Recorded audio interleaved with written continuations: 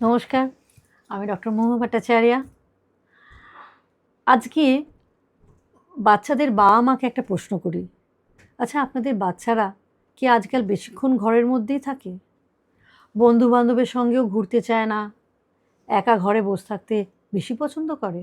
বন্ধুদের সাথে বেরোতে চায় না, কথা বলতে ইচ্ছে করে না, পড়াশোনাতেও মন নেই।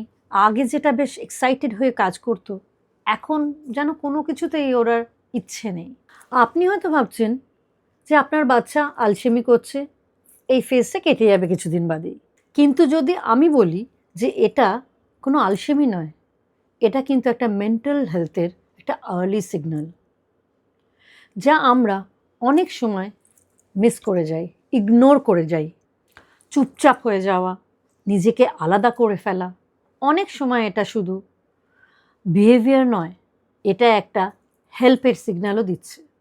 আমরা প্রতিদিন এরকম কিছু পরিবার দেখি যারা ভাবছিল প্রথমে যে সব ঠিক আছে, কিন্তু ধীরে ধীরে তারা বুঝতে পারে যে তাদের সন্তান ভেতরে ভেতরেই স্ট্রাগল করছিল। আর সবচেয়ে কঠিন কথা হলো, সেই স্ট্রাগলটা বাইরে থেকে প্রচুর সময়, ম্যাক্সিমাম টাইম এটা বোঝাই যায় না।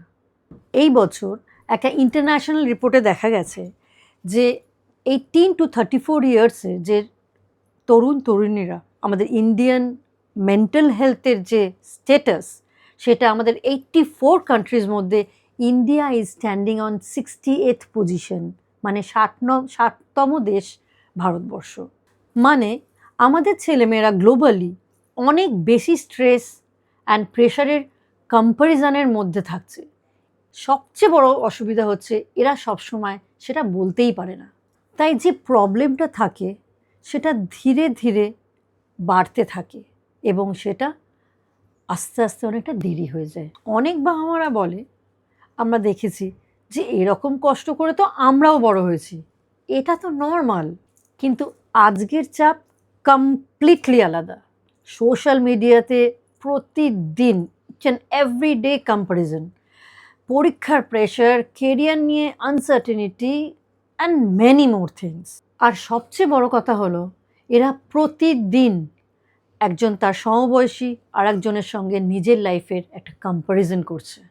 আর সবচেয়ে বড় কথা হলো, এরা প্রতিদিন অন্যদের পারফেক্ট লাইফের সাথে নিজেদের কম্পেয়ার করছে। এটা একটা মস্ত বড় সাইলেন্ট প্রেশার, যা ভেরি সাইলেন্টলি মেন্টাল হেলথকে কিন্তু ডিফার করে দেয়, মেন্টাল হেলথকে ইম্প্যাক্ট করে। এখন তাহলে বুঝবেন কি করে যে প্রবলেমটা সিরিয়াস হচ্ছে? চলুন আমি আপনাকে কয়েকটা সিম্পল সিগন্যালস দিই। ধরে নিন রাতে দেরি পর্যন্ত জেগে থাকা, বা সারা দিন ধরে পরের দিন ঘুমোনো, খাওয়া দাওয়ার হ্যাবিট হঠাৎ করে চেঞ্জ হয়ে যাওয়া, আস্তে আস্তে সবার থেকে নিজেকে একটু আলাদা করে ফেলা, একটা ছোট্ট ছোট্ট কথায় প্রচুর রিয়্যাক্ট করা, রেগে যাওয়া, বা একটা ক্রাইং টেন্ডেন্সি, কেঁদে ফেলছে। অনেক সময় ওরা, বাচ্চারা নিজেরাই বুঝতে পারছে না যে কারণটা কি, what is the exact reason, কিন্তু ফিল করছে কিন্তু যে কিছু একটা ঠিক নেই, something which is not normal. যদি এই সিগন্যালগুলো 2 সপ্তাহ বেশি থাকে, it is more than 2 weeks, এগুলো কিন্তু আমাদের ইগনোর করা যাবে না। এটা কিন্তু একটা মুড ফেজ নয়, এটা জাস্ট একটা মুড ফেজ যেটা চলে যাবে এরকম নয়। It is a clear sign that you should take a help of doctor consultation, psychiatrist. আপনার একটা হেল্পের দরকার। একটা রিয়েল এক্সাম্পল আপনাদের সঙ্গে শেয়ার করছি। একটা পরিবার আমাদের কাছে এসেছিলেন, তাদের মেয়েটি কলেজে পড়তো। ধীরে ধীরে সে ক্লাস যাওয়া বন্ধ করে দিল।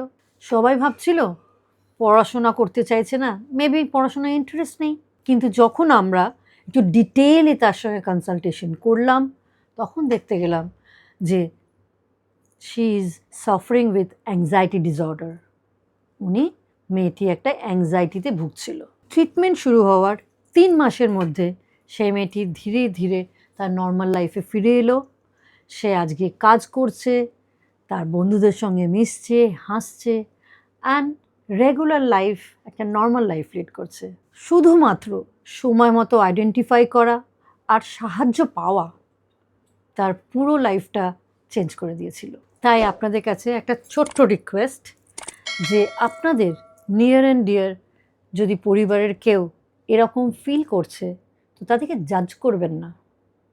প্রথমে তাদের প্রবলেমগুলো শুনতে শুরু করুন, পেশেন্সলি শুনুন। অনেক সময় শুধু একজন মানুষের কথা যদি ঠিক করে শোনা হয়, তার ফিলিংসটা, তার ভেতরে কি চলছে, সেটা কিন্তু বোঝা যায়, which makes a big difference. প্রয়োজন হলে প্রফেশনাল হেল্প নিন। আপনারা মেডকেয়ার প্লাসে কানেক্ট করতে পারেন, আপনারা ডিটেলস বায়োতে পেয়ে যাবেন। একটা জিনিস শুধু মনে রাখবেন, হেল্প চাওয়া কিন্তু কোনো উইকনেস নয়, it is a strong step towards your recovery.